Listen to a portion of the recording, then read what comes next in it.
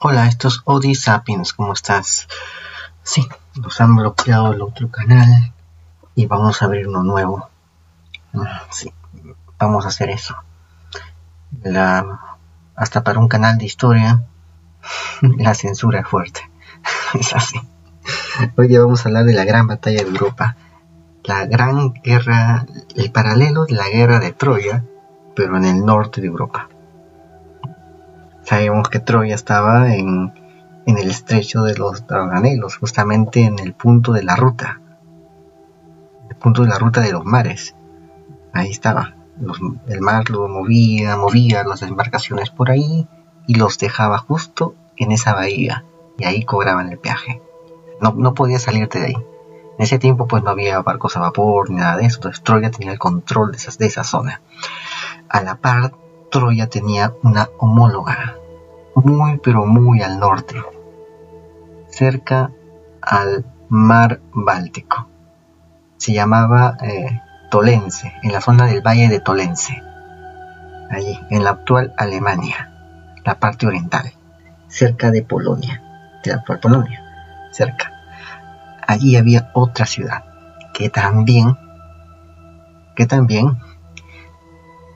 era privilegiada por construir en ella sitios comerciales, los pasos de comercio. Así como Troya era un paso de comercio, en Tolense, en Alemania, también había otro paso comercial, donde las mercancías, los comerciantes, las rutas y las caravanas confluían para poder acceder a importantes mercados del norte y occidente extremo europeo. Por lo tanto, este sitio era rico y por lo tanto era muy disputado, y pasó algo parecido a la guerra de Troya. También pasó un conflicto por esos recursos. Esta gran batalla de Europa fue hace unos 3.250 años, es decir, casi paralelo a la guerra de Troya. Muy paralelo. Es decir, que en estos momentos había, en esos tiempos, a los finales de la Edad de Bronce, había grandes cambios que poco a poco se estaban haciendo sentir, y estos dos puntos sufrieron las consecuencias de esos cambios. Esta guerra fue provocada por el control del comercio a grandes distancias, lo mismo que Troya. Hace 3.250 años, al mismo tiempo que Troya era reducida a cenizas, tuvo lugar en el suelo europeo nórdico una de las primeras batallas más importantes del continente. En la actual Alemania, cerca del río Tolense, a 150 kilómetros de Berlín y a 50 kilómetros del mar Báltico, entre 4.000 y 5.000 hombres de la Edad del Bronce libraron una batalla sin precedentes para hacerse del control de un puente que cruzaba una ruta de interés para ambos bandos. O sea, ese puente era el que te daba los recursos y el dinero, algo así como Roma. Roma era un vado, es la zona más baja del río por donde pueden cruzar las carretas. No había tecnología para hacer grandes puentes en ese tiempo, así que las carretas iban por el vado, por la zona baja del río, la zona del río que no es tan honda, y ahí justamente estaba Roma, y ahí se cobraba el peaje. Así, donde no te quedaba de otra, había un grupo de lugareños locales con su líder tribal que iba a aprovechar. Y así es como Roma consiguió poco a poco recursos. Creció y al final pasó lo que pasó. Igual iba a pasar con Troya. Troya iba a conseguir recursos, iba a crecer y de un momento a otro podría expandirse. Antes de que eso pase, los líderes micénicos hicieron de las suyas. Y aquí en esa parte del valle de Tolense, en este puente, que era el sitio donde iba a confluir la ruta comercial, construía poco a poco, dos grupos se disputaron ese sitio. Significa que no había exactamente un grupo local originario ahí, sino que había dos grupos, uno frente al otro, y querían el control del puente solamente para uno de esos grupos. Y esto originó la guerra. Ahora, milenios más tarde, se ha descubierto que tal batalla podría en realidad haber sido una masacre y no un combate entre dos pueblos armados. Vamos a ver. Un grupo de arqueólogos ha llegado a tal conclusión al analizar los restos de los partícipes de la batalla. El perfil de algunos no corresponde necesariamente con la de un guerrero, sino con la de gente que se pasó la vida transportando cosas, o sea, arrieros. O sea, ese es el perfil de estos restos, osamentas que han encontrado. Vamos a ver, han examinado las columnas vertebrales de ellos, son porteros, por el peso. Es que la columna es como acordeón, en base a eso tú puedes ver en qué se dedicaba el personaje, el individuo cuyas osamentas se encuentran. Se descubre que eran porteros porque han tenido una columna vertebral propio de eso. Aquel episodio violento fue realmente una emboscada en lugar de una guerra.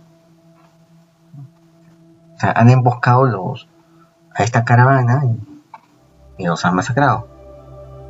Eso es lo que pasó hace 3250 años. Es una nueva hipótesis que resuelve una incógnita de este tema.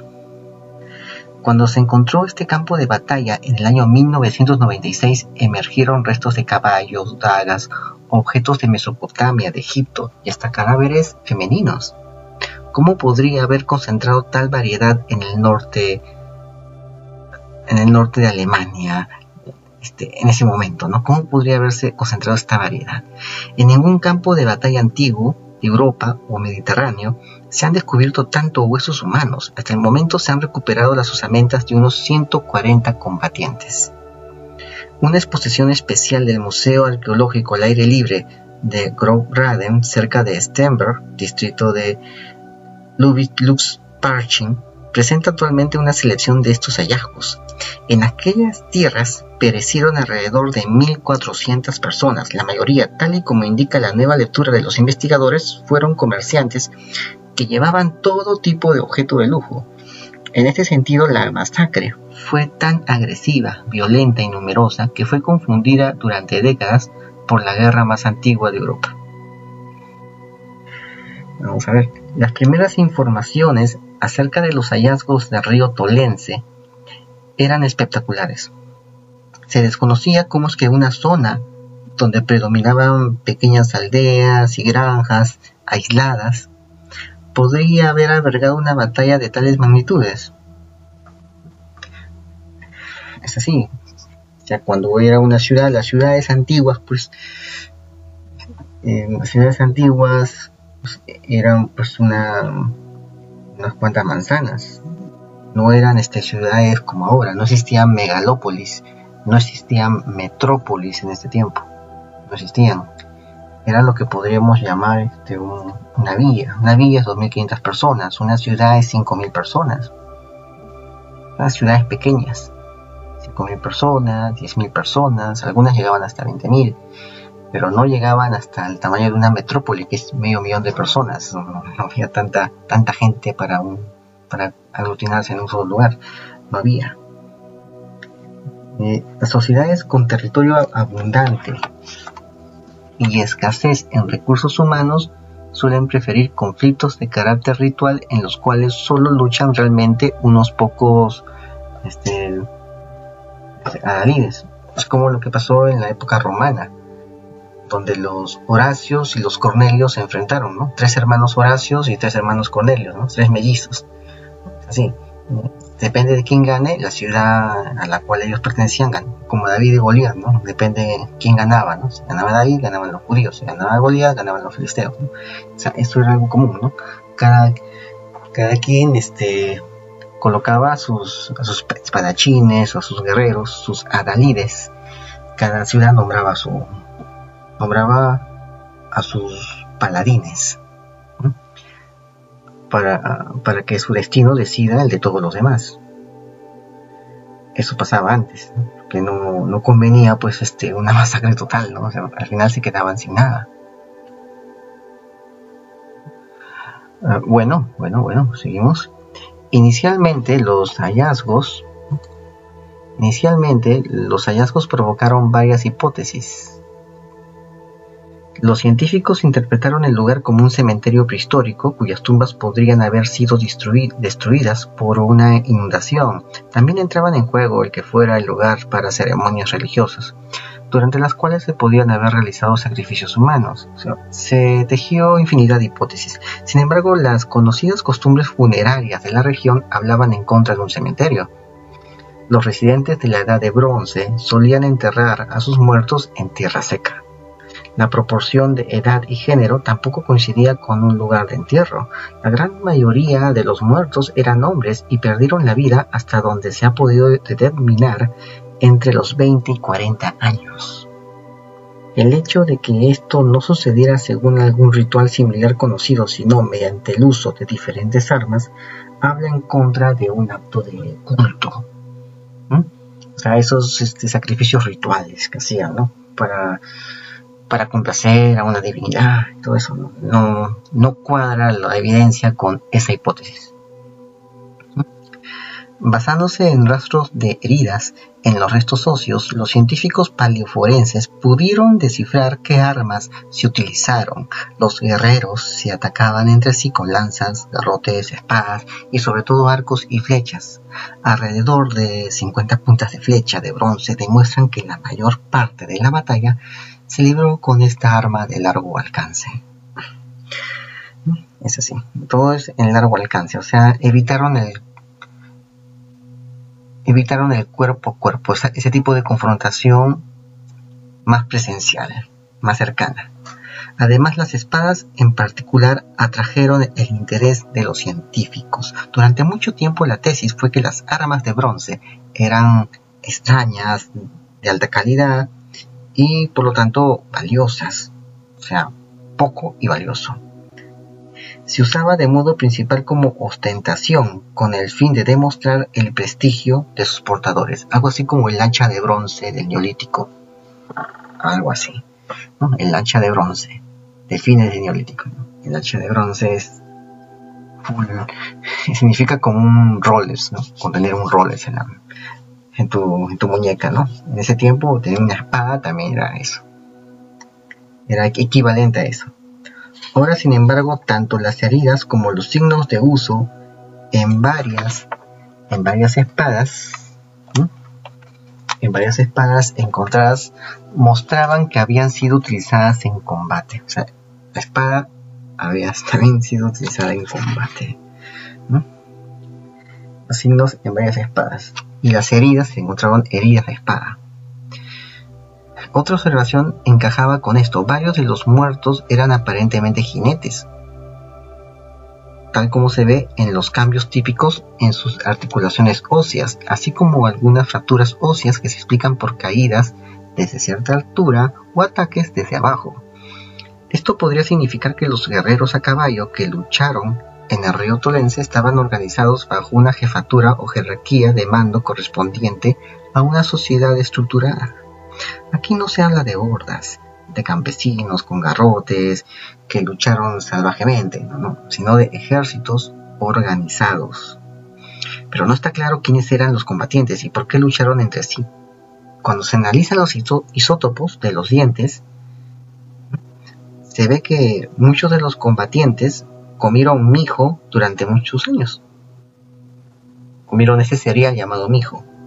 Este cereal, pues, está en las estribaciones de los Alpes.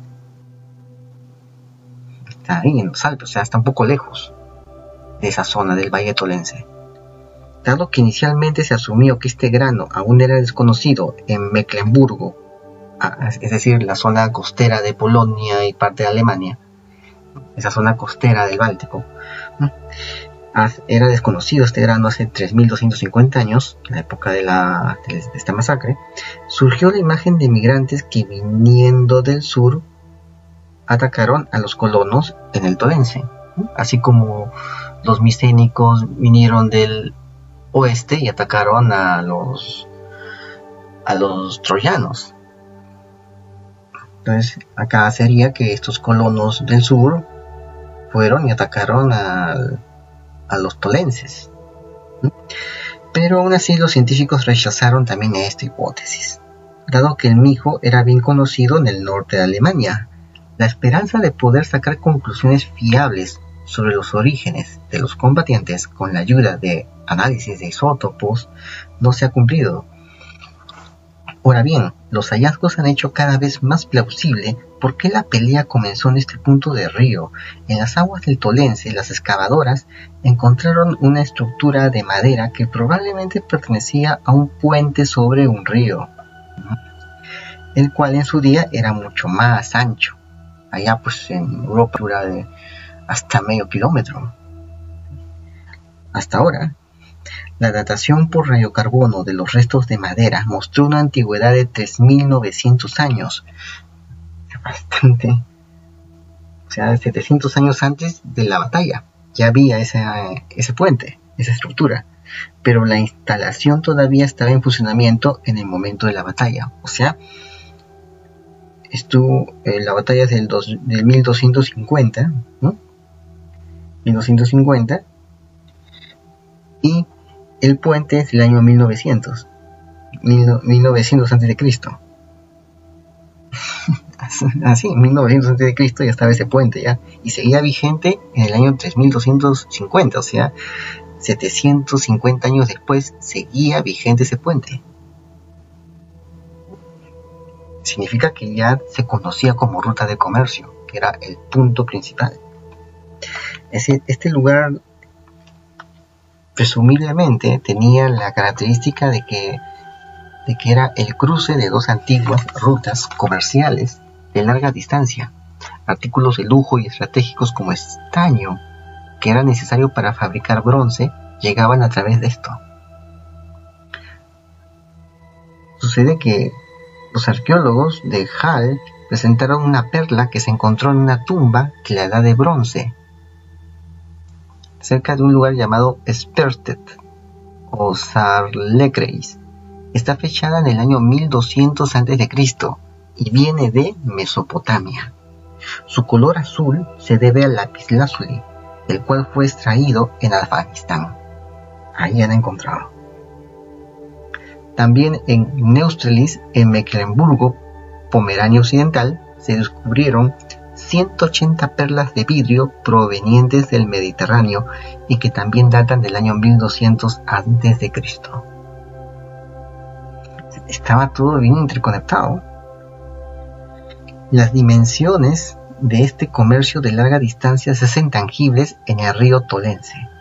Aquí la vía fluvial se unía a través del Pen y el Tolense hacia el río Havel, al sur en la ruta que iba desde el este a Jutlandia, o sea, la parte peninsular de Dinamarca, y la Baja Sajonia, la parte que está al sur de esa península de Dinamarca. Al mismo tiempo, en esta encrucijada fluvial chocaron culturas de la edad de bronce nórdica. Al oeste estaba culturas de la edad de bronce nórdica. Al oeste estaba la cultura de Lüneburg y en el este la cultura lusasiana. Es muy probable que hubiera un encuentro regional en la zona del asentamiento al este de Tolense, que aún está pendiente de excavación. Allí se detectaron arcos y muchas puntas de flechas de bronce que apuntan a conexiones hacia el este. Esas flechas rara vez se usaban más al oeste en ese momento.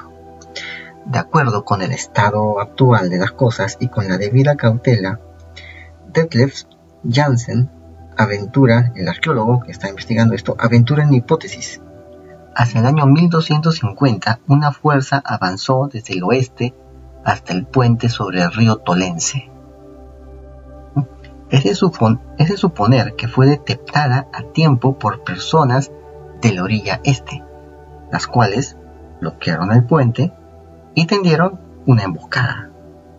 La carnicería que siguió se prolongó durante al menos 2.5 kilómetros río abajo. Y mientras que los vencedores cuidaron de sus muertos, los perdedores dejaron a sus caídos. La batalla no tuvo lugar por casualidad hace unos 3.250 años. En ese momento el metal se estaba volviendo notablemente escaso al norte de los Alpes. Los artefactos de bronce usados se tenían que reciclar. mientras que las piezas nuevas eran más fáciles de realizar. O sea, había una crisis del metal, una crisis del bronce. Ya no había mucho bronce, así que había que maximizar los recursos de bronce. Hasta el bronce ya usado tenía que volverse a fundir, colocar en tabletas y utilizarlo para hacer con él otros instrumentos, otros artefactos. Además, las nuevas prácticas funerarias, cremación en lugar de entierro, apuntan a cambios de gran alcance entre la población.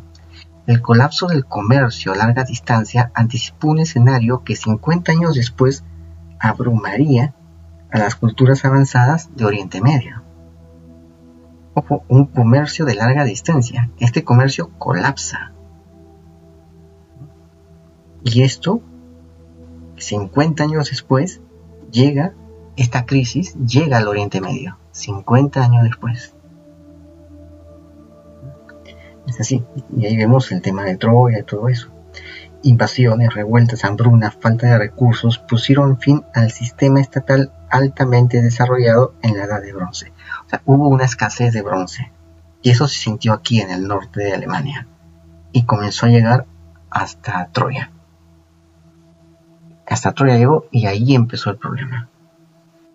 Por el momento, las investigaciones de los arqueólogos continúan para arrojar aún